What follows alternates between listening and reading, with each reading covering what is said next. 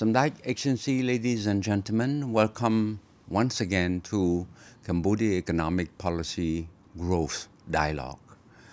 Uh, Today we have a good opportunity to have a discussion on Cambodia Vision 2050 because as a country we come a long way after the Paris Peace Accord, after the war, the reconstruction side, the development. We come a long way. But we have to look further to the future when a few years from now we will graduate from a least developed country. But our ambition is much higher. We want to attain a high income country status.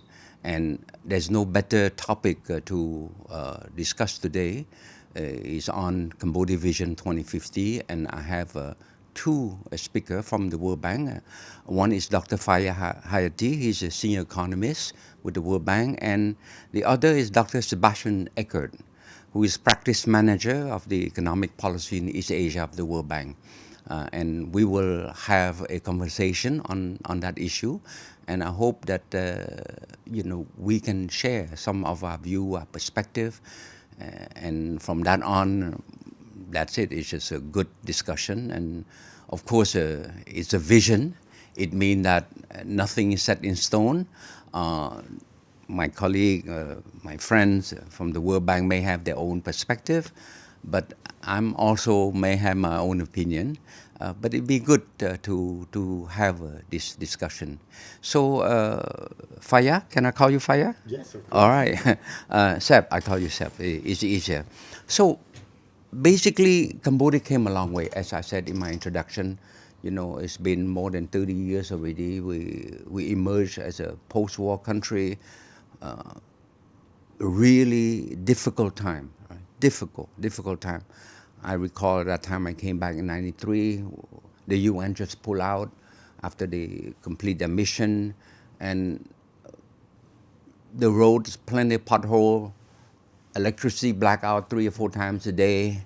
The airport half burned and half bullet ridden.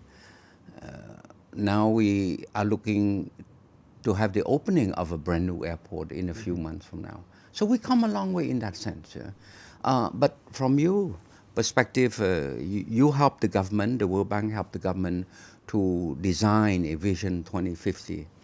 What is your, I would say, foremost, what motivates you to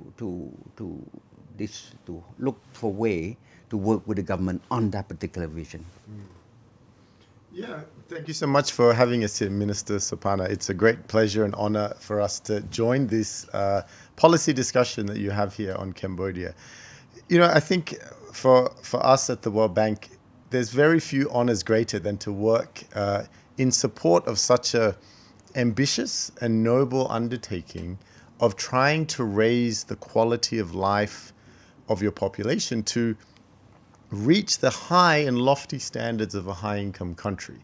And so the Prime Minister issued a decision back in October of last year saying that it's time to now think about developing a vision and a path for that vision to become high income. And the World Bank is honored to be one of the sort of key partners to start that conversation with government. And for us, this is a big conversation, right? This is trying to imagine all of the different elements that come together to push forward a country to reach the high level of a high-income country. And one of the angles which the World Bank is most, I guess, experienced on and has experiences with helping other countries develop is particularly on the economic part. But it's a bigger conversation. Yeah. Becoming high income is about values, it's about culture, it's about common principles that unite a country. And they're not particularly the areas that we are more focused on. We are more interested in what sort of economic dynamism is required and what are the changes necessary to go from where we are today to try and become a high-income country. And it's a very difficult journey. The World Bank recently published this report called the World Development Report, and it was looking at this phenomena we call the middle income trap. Yeah. And this is this idea that countries generally get to grow pretty quickly and efficiently when they're lower income. So, when Cambodia was 500 GNI per capita, it was able to go from 500 to 1,500 GNI per capita really quickly in 12 years. Yeah. That's double. Vietnam was double that speed. ASEAN took 50% longer. So Cambodia was really quick. But where we have found globally it's difficult is how do you go from 2,000 to 14,000 GNI per capita, which means how much money the average person roughly makes. That part is very difficult. If you look back in the past 30 years, since 1990, the whole country, right? The whole world, hundreds of countries, about 100 of them were in this middle income area. Only 30 countries have emerged out of this trap. And of those 30, 13 of them were because they had very strong access to the EU and a lot of subsidies and support. Another 14 of these small island states like St. Kitts and Nevis that, it's not that difficult to quickly go up when you're only 50,000 people. Then there's a few oil-rich countries that found oil. If you get rid of those, we're only talking about 3 countries in the entire world in the past 30 years that really emerged from middle income to high income. And if you add up all of the population for all of these people, so the whole 34 countries, the entire population is the size of Pakistan. So it's very few people that are able to get out of this middle income trap. And part of this vision is to try and learn from, well, why are these countries struggling to emerge from this? And how can we apply that to be relevant to Cambodia? And I think that's where the World Bank is trying to sort of engage in this discourse with the government and bring this experience to help avoid some of the pitfalls and to sort of customize the journey for the Cambodia strengths and where we have to sort of progress the most. Yeah, well, I think it's very important to look forward, but we need to take stock. As you rightly said, that not many countries was able to grow that fast when you reach a certain stage. Cambodia, we start from the very, very, very low after in 93. So for about 20 years, the World Bank consider Cambodia as the economic Olympic of growth, right? 7% growth for the last 20 years. But now, the new dynamics. But I would say with the new dynamics, you have also new factor, right? Geopolitical factor, geoeconomic factor, regional integration. Many things change. Many things change. So how, if we are to look forward, what would be the key area that we need to be mindful of as a start? What area you think we have to? So also thank you for having us, and I think this is a very important discussion, and we indeed consider it a privilege to work with Cambodia and to partner with Cambodia on this journey. I think looking back is important, and as you said, Minister Sopana, Cambodia is in many ways a success story. It has achieved very rapid growth and perhaps more importantly, very rapid improvements in people's lives and in income, but also in outcomes on health, education, and so on. Now, naturally, if you're successful, that like with people, countries tend to set high ambitions looking ahead. And we see that here in Cambodia. So clearly this, as Faya was also mentioning, that objective of achieving high income status by 2050 is a difficult one and an ambitious one, but it's the right one. You want to be ambitious in your targets. Now, what I would perhaps say is that this was always hard, and that's why the number of countries that have succeeded in this transition is so small. If we look globally. Now, I would say if we look at some of the changes we see globally, I would say these changes don't make it necessarily easier. And I would maybe perhaps mention 2 that I think are very important. One is trade. As we know, trade has been an important catalyzer and driver of development, not just here in Cambodia, but if we look across, especially this part of the world. And of course, the trade landscape globally is changing. Yes.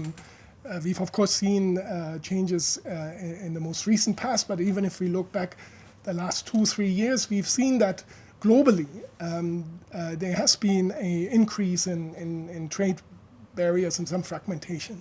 And of course that creates risks, but also opportunities. And I think for a small open economy like Cambodia, it's important to manage those risks, but also see and try to see some opportunities. The other important factor that I would mention that will shape the future opportunities and risks again is technology. So clearly with sort of accelerated and disruptive innovation around smart manufacturing, this is shifting comparative advantages across countries in the manufacturing sector. It does threaten to some extent labor-intensive manufacturing, which of course has been until now an important driver here in Cambodia. And then if we look beyond manufacturing, if we look at artificial intelligence, of course it's very hard to predict where that technology will go, but it's safe to say that it is going to also create disruption, perhaps in this case, maybe also to some parts of manufacturing, because you can make smart machines and maybe automate even more production processes. But perhaps artificial intelligence will have an even bigger impact on services, which we also know maybe less so here in Cambodia. But if we look, for example, to countries like the Philippines, India, where you had very dynamic service sectors, of course their technology is also changing the dynamics there. So it's important to respond to that and to build economic policies and institutions that are resilient and adaptive, because clearly there is a very dynamic context. And so as we think about policy options for Cambodia, I think it's important to bear that in mind and to design policies that we don't set for the next decade, but policies that are adapted as the context and the environment changes. Well, you talk about trade, you talk about technology. These are all man-made, man-control. But I think we have to also taking care of the climate, which is climate change is dramatically changing the dynamics of trade, the dynamics of economics, the dynamic of poverty. So climate change is definitely one area. What do you think of that? Yeah, the World Bank published a report on Cambodia about a year ago.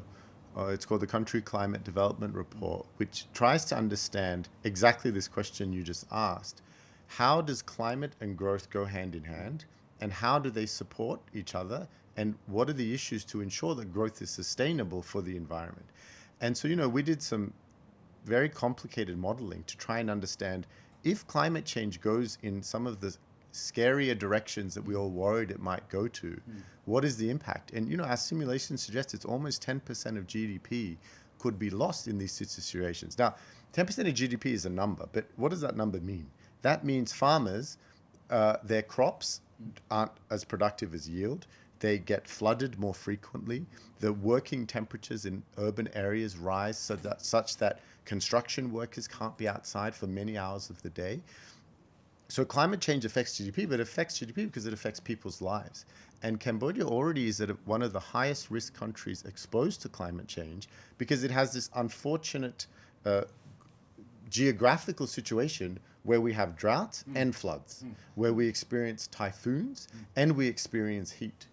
And so it's a place that even though we contribute, Cambodia contributes 0.1% of global emissions, but it suffers the consequence of what's happening in the world. And so that's why a lot of the efforts of the government of Cambodia, its long-term neutrality strategy, carbon neutrality strategy, is something that's really important. Even though it's not a significant contributor, it's demonstrating that it recognizes and it's taking its fair share of responsibility to ensure that the world and its partners take climate change seriously. And so I think this is an area that is important. And like most things, when things go bad in global external shocks, the people that feel it the most are poor households that don't have the same quality of building infrastructure, that don't have the same fiscal savings and abilities to absorb these shocks to their productions. And so they are the most vulnerable to climate change. And I think now switching to the growth perspective, it also presents Cambodia with a lot of opportunities for new sources of growth. Yes. You know, these green technologies and manufacturing of products that feed into green value chains. Here, you know, Cambodia has a strong workforce of, you know, it's the fourth highest labor force participation rate in the world, right? Cambodians are workers. These are not Cambodians are not people that sit at home and are waiting for things to happen. They're in factories, they're on farms, they're in the shops.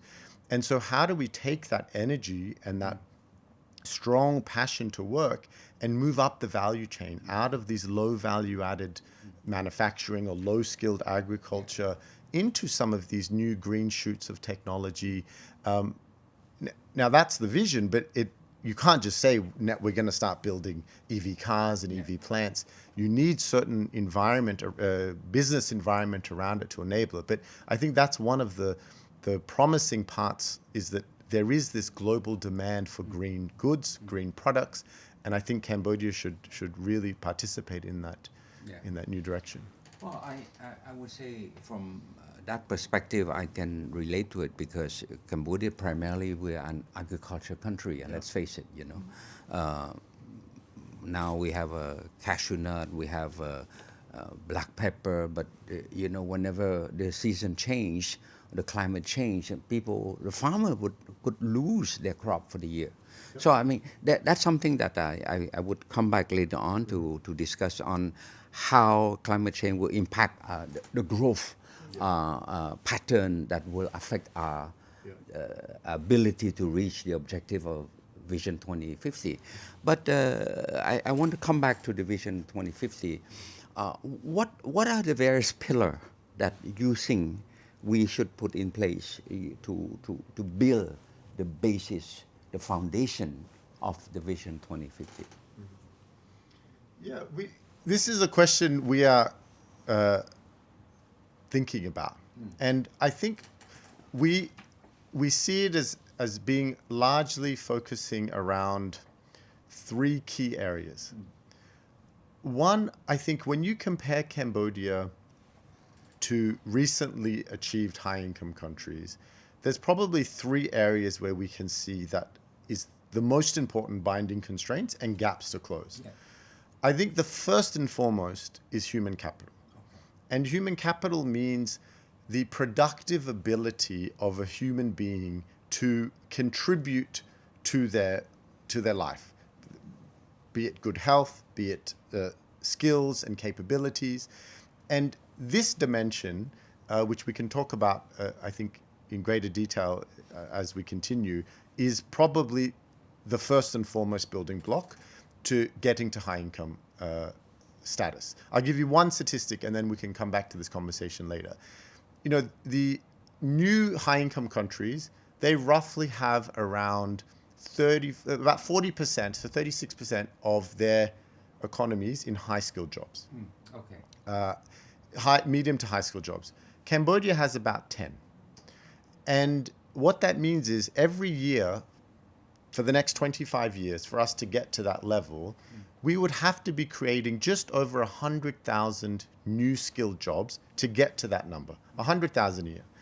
But we're only making about 10,000 a year right now. So that's a 10 times increase in creating these jobs. And part of the reasons we're not creating these jobs is we don't have the skilled human capital to do it. So I think human capital is the first part. The second is a sort of structural transformation of the engines of growth in the economy. And at the center of that conversation is the business environment. Okay. Going back to agriculture, you know, 36% of this country works in agriculture. The average high-income country, 9%, right? Same statistic, about 115,000 people a year have to exit agriculture. So there's about 3 million people working in there, would have to exit agriculture into higher quality manufacturing and services. But it's only about 8,000 a year right now. So that acceleration has to be significantly quicker. And there's other issues with the business environment we can chat about as well that I think there has been good progress, but it needs further progress. And then I think the third area that sort of is essential for this transformation is the ability to implement reforms Yeah. and to see these reforms come into fruition. And that's difficult. It's always difficult. It's difficult for every country. No country has been able to solve this in a instant way or in the stroke of a pen. It takes time.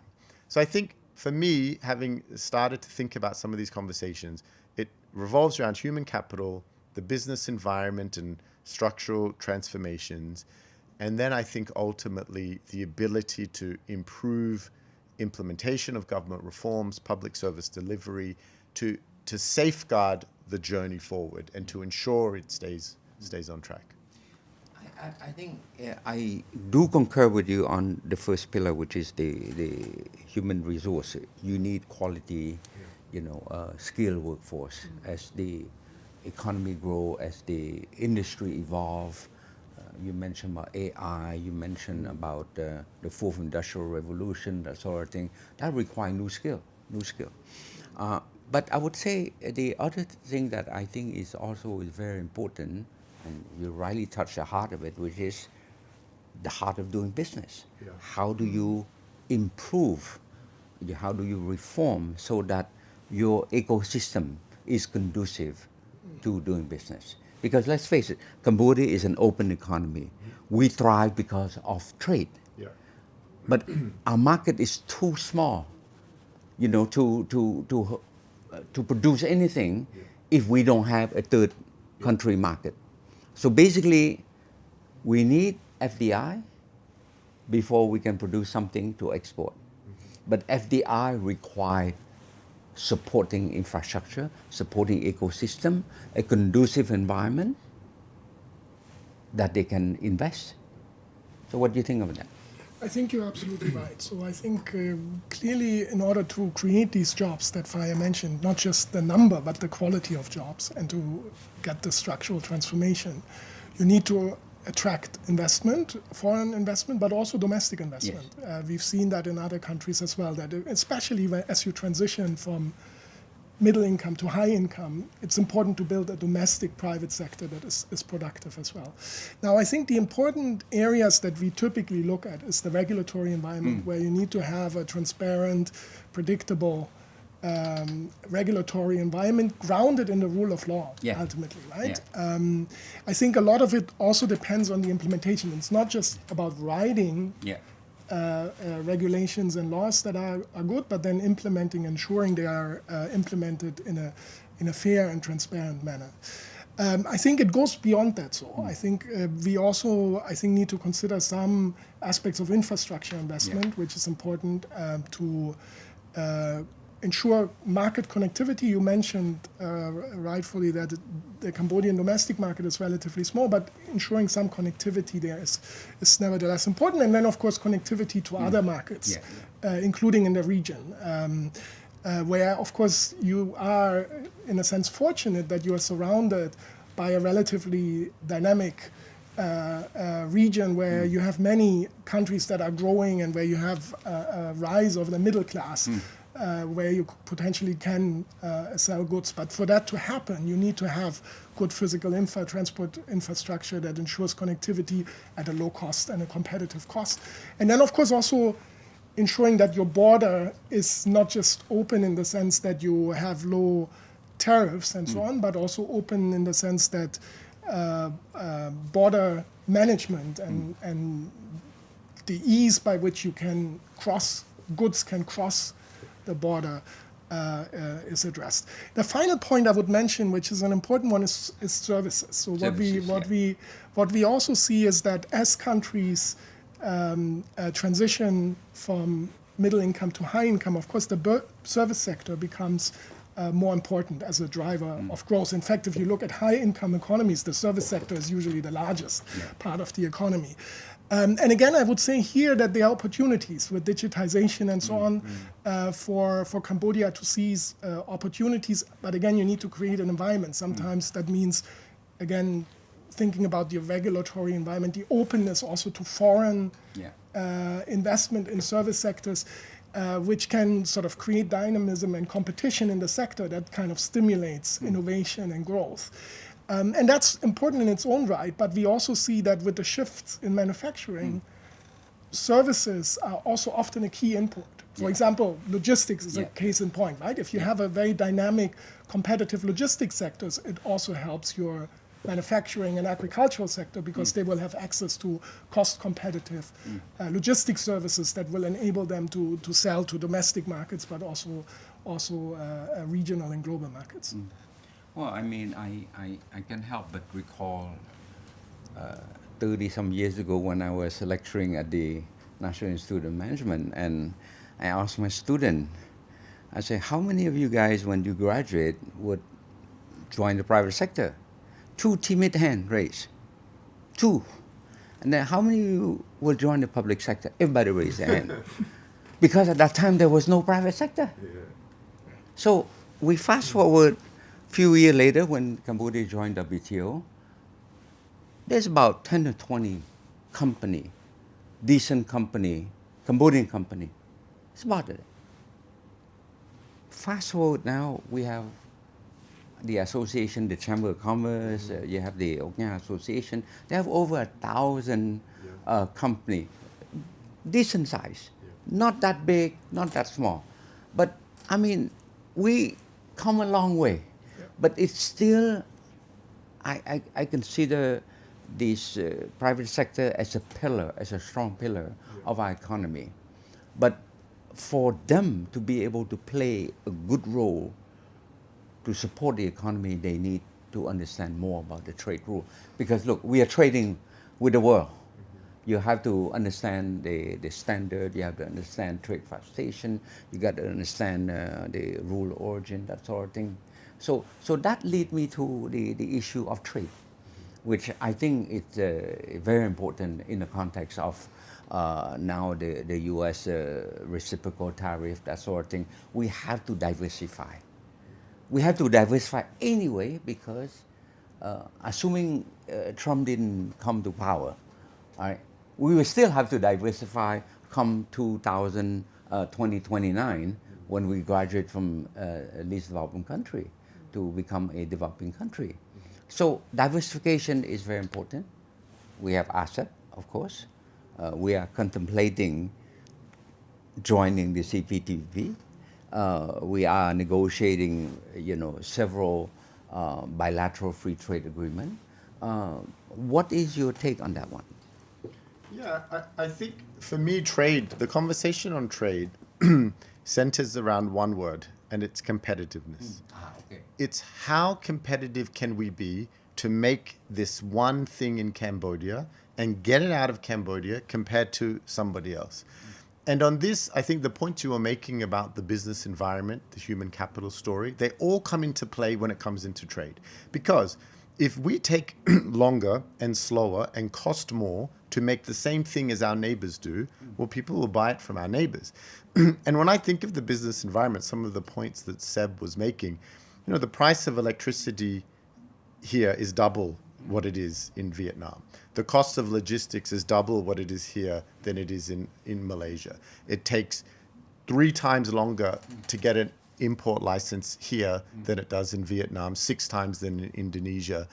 And so all of these things affect the productivity and competitiveness of our firms.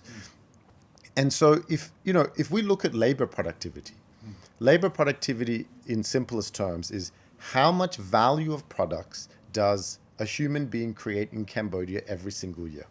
So in formal firms, which is what we measured, it's around about $7,000 worth of things a year. But if you walk across the border to Vietnam, that same human being in that context makes 3 times more, $21,000 per year, that same average firm employee. If you go the other way to Thailand, that same person makes $35,000 a year. So 5 times more than a Cambodian labor worker. All of that measures the health and productivity of your business environment. And if we want to be able to compete in a world where trade is becoming less and less the path that it used to be, Seb mentioned this earlier on, the role of trade distortions. A decade ago, we used to see around about 400 new trade distortions. A trade distortion is adding a tariff here, adding a behind the border, only 400 a year. Now, last year, the year before that, the year before that, the year before that, it's about 3,000 new a year. That's 10 times more. So the world and its trading relationship is changing. It's been not just changing this year, it's been changing for a while. And so if we want to compete in this world, we have to improve the way, the speed, the time it takes for us to produce something. It reminds me of a story that my colleague Sadeth just said to us the other day at an event we had. He tells this story of these two backpackers walking up the mountains of Sihanoukville. And for some reason, they see a tiger in this mountain. And they're very scared, and they're looking at each other, what should we do? Then all of a sudden, one of the backpackers starts to take off his backpack and starts running. And then his friend says to him, "You are so foolish. You think you can outrun this tiger?" And his friend said, "I'm not outrunning this tiger. I'm outrunning you." And so the point of the story is, you just can't be the slowest. Yeah. You have to be faster than the person next to you and faster than the person next to you. Because the tiger will eat that person and you will compete quicker. And so the joke in the story is that we can only control how fast we run. We can't control what's happening in the world and these different shocks that are coming from climate, from trade, but we can control our speed, our productivity. And I think that presents a lot of promise for Cambodia to be able to deal with this changing world, is to control our own house. The business environment, the human capital, it all comes into this word of competitiveness and productivity. Competitiveness, productivity, it all boils down to the skilled labor force. Yeah. The skilled labor force boils down to access to good education, to good vocational skill. What do you think of that? No, that's true. Of course, having a skilled labor force is essential for competitiveness, right? And if we look at Cambodia, ultimately, your most precious resource is your people, right? So investing in building the skills is important. And in fact, Faya knows the numbers much better. But if we compare, again, Cambodia to some of its peers, some of the educational outcomes are not as good as some of the competitors. So in a way, at this point, other countries on that dimension are clearly running faster. So I think it's important to accelerate. And really, that's, I think, one of the no regret policies. Because whatever happens on trade, whatever happens on technology, having skilled labor force will make individuals more adaptable, but it will also make the economy more adaptable. So I would say that's a no regret policy for Cambodia. Now I would maybe add one point, and this is echoing something Faya said earlier. Part of the story there is investment, putting the financial resources, but then, and that's maybe to some extent the easier part here in Cambodia, because Cambodia has actually a lot of fiscal space. Your debt levels, public debt levels are relatively low and so on. So you can maybe generate a bit more revenue on the tax side, but in principle, you have the financial space. What is harder, I think, is again the implementation. So how do you build an education system that translates financial inputs into actual results of students, right? And I think that has a lot to do with the institutional setup, the quality of teachers, the allocation of teachers in the system to really deliver good educational outcomes. But I think as a priority for where Cambodia is, and given the environment in which we operate, I think this is really an important and maybe the most important priority. You mentioned no regret policy. What other no regret policy can you think of? So I think in this context, I think one element is what Faya talked about, right? Anything that reduces costs and that improves efficiency is always good, right? Whatever happens, if you can do more with less, is good, right? I would say the other one I would add is perhaps cooperation, because you are a relatively small economy, so you would, as a country, will benefit from building partnerships with other countries, including in the region. And I think you mentioned also ASEP, You mentioned CPTPP. Yeah. So obviously ASEAN has been around for a long time, and there's many different platforms to engage, I think, in mutually beneficial cooperation in the region. And this is important because we do see that, of course, the region is becoming a more important, not just factory of the world, but Yeah. also consumer market of Yeah. the world, right? We do see that in the region, it's one of the fastest growing consumer markets in the world, including ASEAN, by the way, where you have this rise of the middle class. And of course, that presents an opportunity to foster collaboration, to lower barriers of trade, and to harmonize, for example, standards and so on and so forth across the region. Yeah. Well, I mean, you touch on the issue of regional integration, which I think is very important for a open market, an open economy, a trade-driven economy like Cambodia. I think in recent years, Cambodia become very active in the international scene in terms of market. In ASEAN is a good example.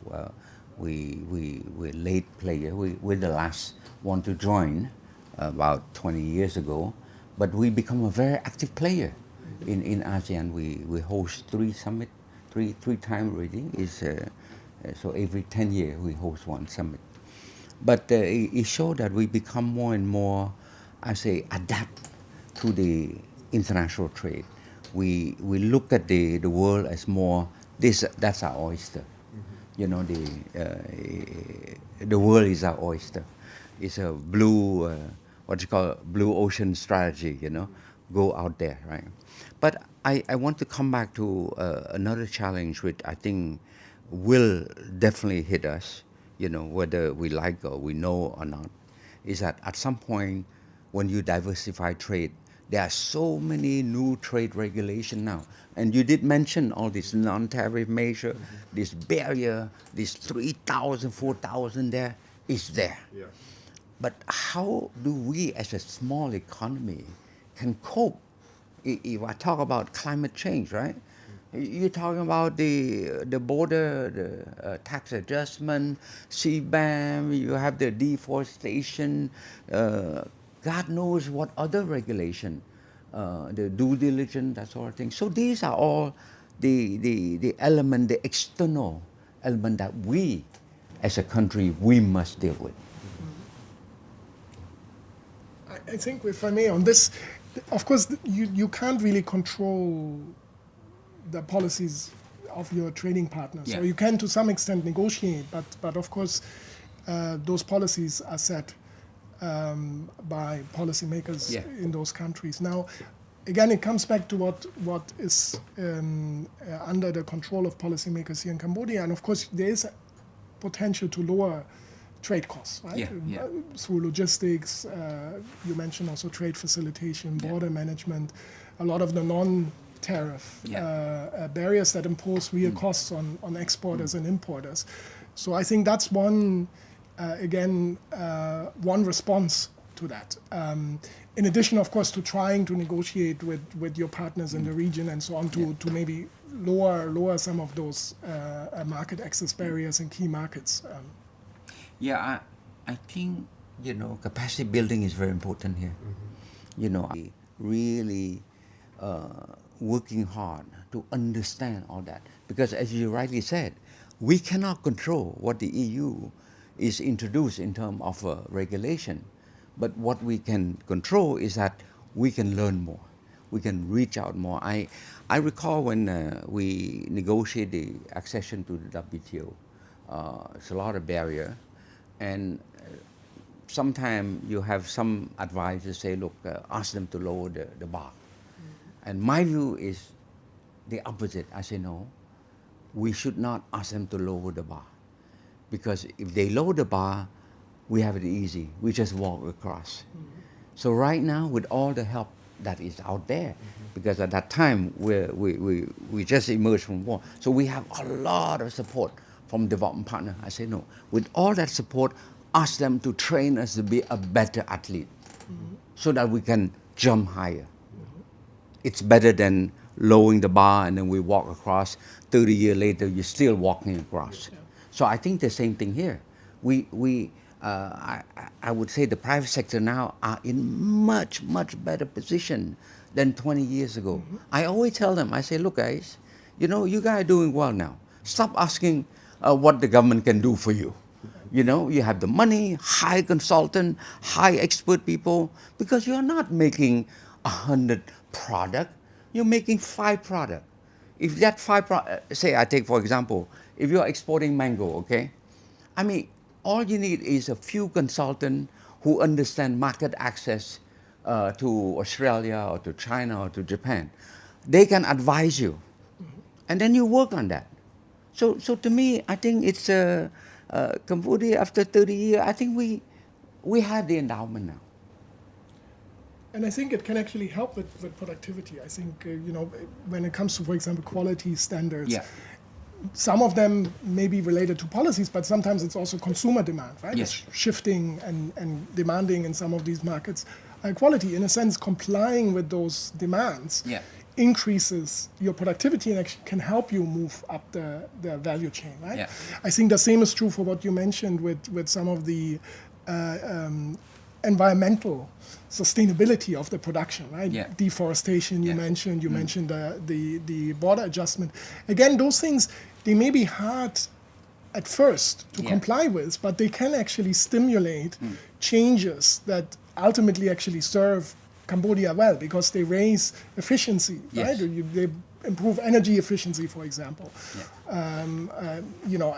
If you think about deforestation, again, there are lots of benefits also to Cambodia if that is managed well, and if forests are protected, because it strengthens resilience to some of the climate risks we talked about. So a lot of these things, I very much agree with what you said, Minister Soprano. By raising the bar, it encourages you to meet the bar, and then you have some benefits from that as well.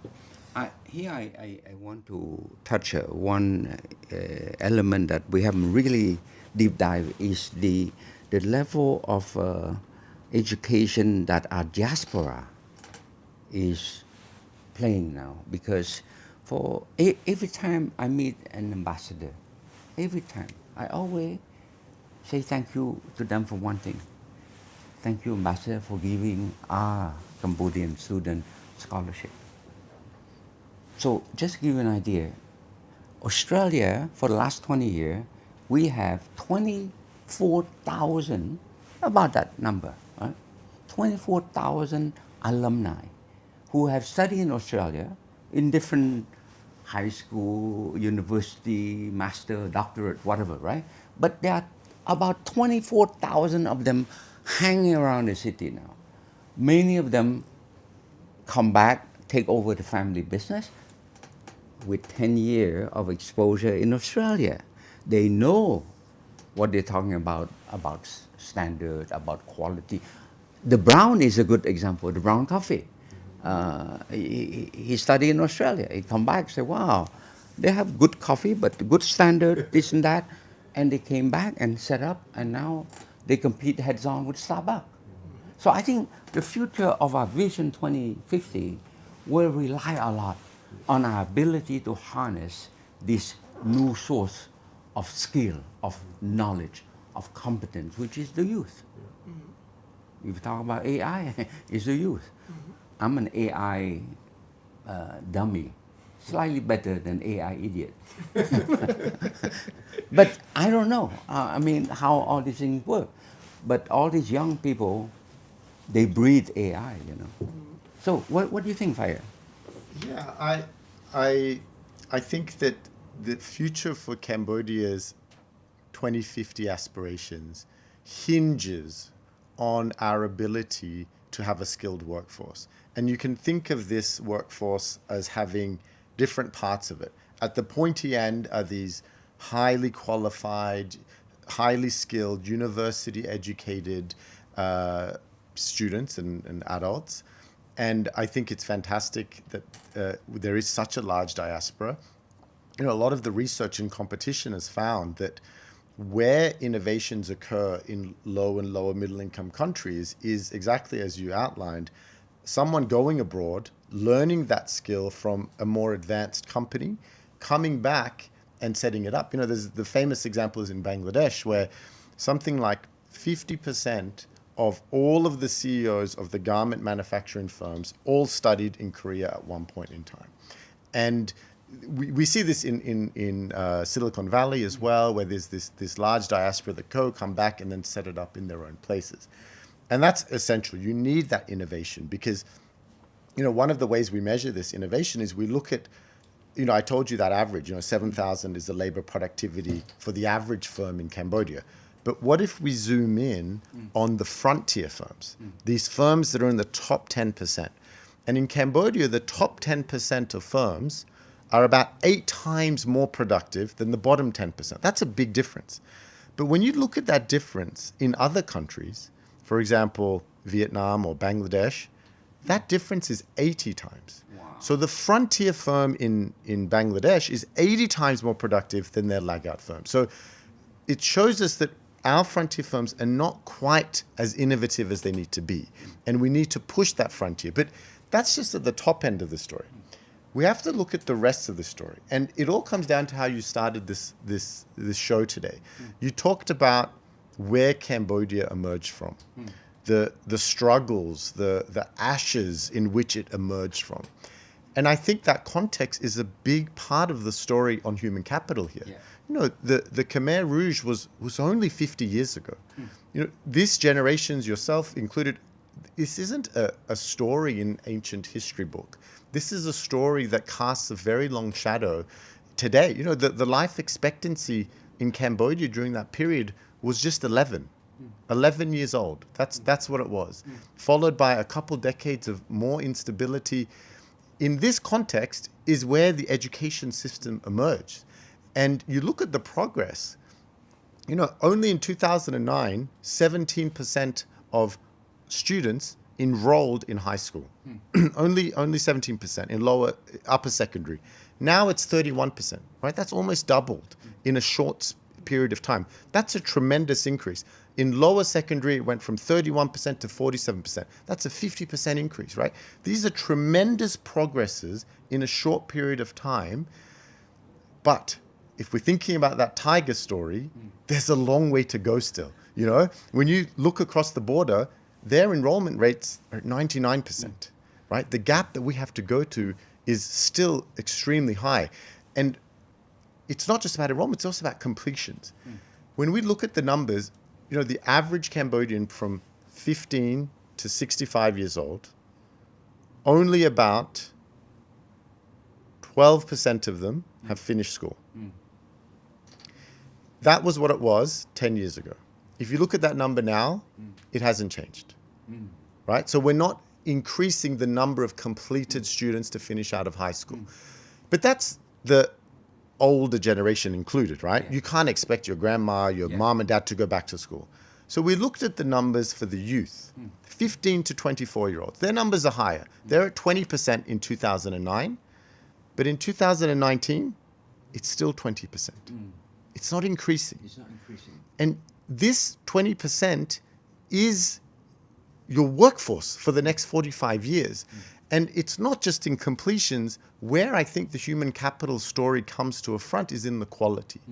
And this is what we have to solve in this generation to get to high income. And the quality of education in Cambodia needs improvement, right? We saw, you can measure it at either point. In grade 6, the national grade 6 exam, we see that half of the kids in 2016 were not passing mathematics. Fast forward to 2021, it's now 3/4 of kids are not passing mathematics. Now, COVID was a big part of that story. But what it's telling us is we're not improving in the quality. The same thing for 15-year-olds. We see only about 8% meet the minimum proficiency in the latest PISA scores.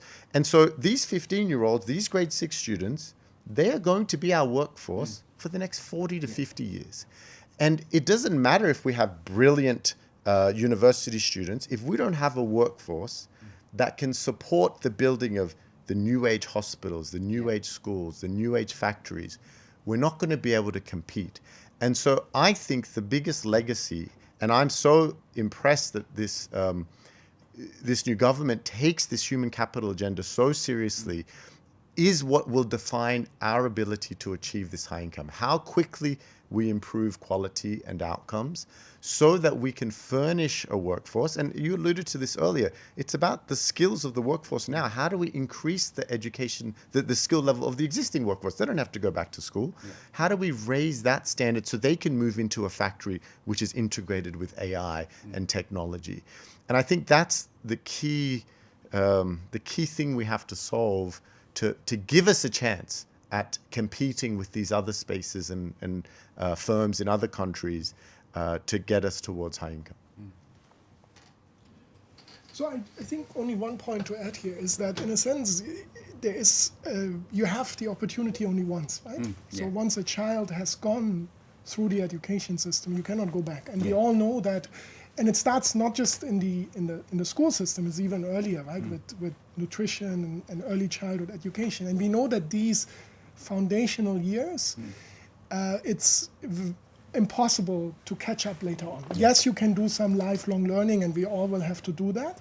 But it's very important to move as quickly as possible on this agenda to ensure that as many kids as possible can get these foundations, so you get the workforce of the future, right? That's the issue with human capital. It's not like building a bridge. It's the period it takes to build human capital is much longer. So you need to start earlier, and you need to build the human capital not only for what the economy needs today, but what the economy needs tomorrow and in 2050 to some extent. Well, we have 25 more years to go, right? Yeah. So I hope I'll be alive by then. So this way I can monitor what we discussed today makes sense or not. We do the show again. In 25 years, we come back. In 25 years, we come back. So 25 years, in the history of a country is a blink of an eye. Right. It's a blink of an eye. Right. So we have a lot of work to do. Huh? I mean, from your description of the situation of our economy, of our workforce, there's a lot of things that we have to tackle. But the good thing is that we have a young government. Yeah. We have a young prime minister who is very dedicated, very passionate about development. He's an economist himself, so he can relate to a lot of things we discussed today. And I do hope that we can see more and more of this reform that respond to the issue that we raise now in the education, in the TVET, in the trade agenda, and the trade reform. All that thing matter. So what is your take? What are the things we have now to do for the next 25 years that we must do now? Yeah, this is what the vision is about. Yeah, and it takes. It's a vision. It's a vision. Yeah, and you can think of the vision in two parts. Yeah. It's what are we doing today and the next few years, and what do we need to think about for 25 years. And I think of this analogy of a house. If you have a house and this house is old, it's got weak foundations, the ceiling is falling in, the paint is scratched, there's mold in the wood. You have a choice. And what a lot of people do is they send in contractors and construction workers to keep trying to repair this house. Because that's the house you live in, right? There's leaks, you've got to deal with it.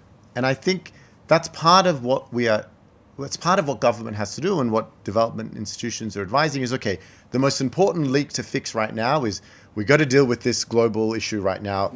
Someone send a builder there. And that's important. But that house will never support a high-income household, right? And it's only when you think about these vision exercises that you have the space and creative ability to think about building a new house, a new blueprint that will support a high-income Cambodia that isn't restricted by the foundations, by the poor roof, the leaks that this house has. And I think Cambodia has to have an eye on both. What are the immediate repairs we need to do to keep us moving and surviving in this house? But at the same time, let's send out some builders to design a new education system. Okay. One where the infrastructure, the schooling, the student-teacher ratios aren't 44-1, where technology is integrated, where public and private schools are both performing, rural and urban, boys and girls. Let's start working on that. But at the same time, let's try some of these initiatives like the government is doing of these, 300 schools where they're trying new ideas with. That's this new house, right? So you have to work on both of these fronts. But what the vision allows you to do is to deliberately spend time building a blueprint for a new house. And I think for Cambodia, it's across these three areas. It's the human capital, it's the business environment. And, we have a big team working on this vision from the World Bank side, and there's a even bigger team from the government of Cambodia side.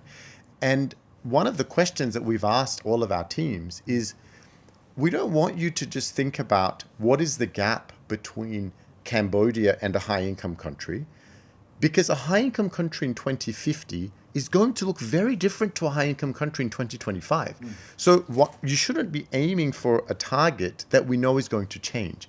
So think about institutions, business environment, schools, of what they should look like in 2050 when we want to be high income, and tell us how to get to that path. And that requires a little bit of imagination, right? We have to try and imagine in which direction jobs are going in what is going to be the role of knowledge when AI liberates it so easily and fluently for children. Is language as important for communication when I can just have an instant translation going on in my head? And so some of these things is what we have to imagine in this transition and race. And I think it's exciting. It gives us opportunities to sort of imagine this path forward. But it doesn't change the fact that there's work to be done today as well. And I think the human capital one is the most powerful point of this. A policy today determines your workforce in 2050. That's the timeline it takes for a child born today will graduate from high school and be in this 2050 workforce today. That starts today, it will end up in 2050. And so I think that's where this 2050 vision helps us think about these different time horizons. Well, Faya, Sep, I think we have covered quite a bit on this Vision 2050. It's very exciting. But I want to wrap up by this session by saying that yes, this is a Vision 2050. A vision is something you aspire to achieve there. From our discussion, it's a lot of things we have to do, a lot of hard work, a lot of capacity building, a lot of government reform. But at the end of the day, it's not just the government. At the end of the day, it's a lot about society. It's a lot about the private sector. It's a lot about the role of the farmer. It's a role of the business community. Of course, the government, we are driving, we're in the driver's seat. But ultimately, it's a collective effort that we all have to aspire to have that vision delivered by 2050. And I think here I'm addressing the audience. I think many of you will be watching this show. You will appreciate a lot of things we said. But what are you going to do about it? Are you going to sit and play game with your thing there, or you going to, instead of playing game, you're going to learn more, from AI or whatever? But here, my challenge to the audience is that, look, the government, we want to work hard to achieve Vision 2050, but we count on you as a stakeholder. You are a stakeholder. We cannot do without you. The government cannot do without the stakeholder. We cannot do without the private sector. We cannot do without the youth. So I think on that note, I want to wrap up by wishing all of us a good next 25 years. So Faya, thank you so much. Seth, thank you so much. It was an awesome dialogue. Yeah. Thank you so much for So having us. I'll see you all next time.